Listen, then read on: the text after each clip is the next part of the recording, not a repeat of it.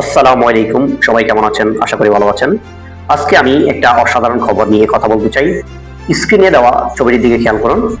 25 ফেব্রুয়ারি 2026 একটি স্কুল, 30 জন শিক্ষার্থী আর তাদের মধ্যে 29 জন সরকারি বৃত্তি লাভ করেছে। ভাবা যায়, মানে প্রায় শতভাগ সফলতা। এটা কোনো কাকতালীয় ঘটনা নয়।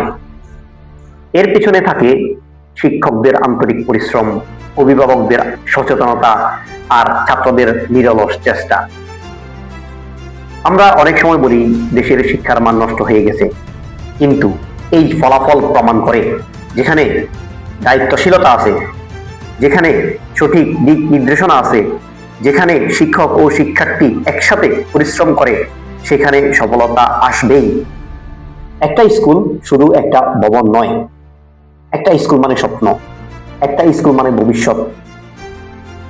আজ যারা বৃত্তি পেয়েছে তারা শুধু নিজেদের জন্য না, তাদের পরিবার, সমাজ এবং দেশের জন্য গর্বের কারণ। আমরা যদি প্রতিটি শিক্ষা প্রতিষ্ঠানে রাজনীতি নয়, ব্যক্তিগত দ্বন্দ্ব নয়, বরং শিক্ষা ও চরিত্র গঠনে গুরুত্ব দেই, তাহলে এই দেশ বদলাতে বেশি সময় লাগবে না।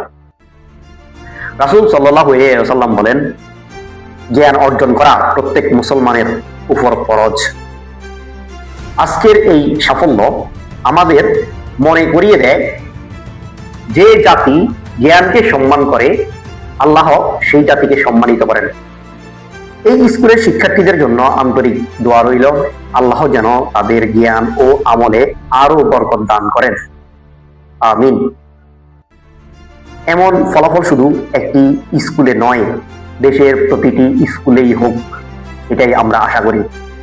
প্রতিটি ঘরে হোক সাফল্যের হাসি।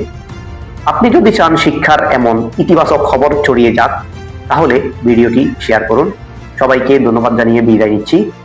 আসসালামু আলাইকুম।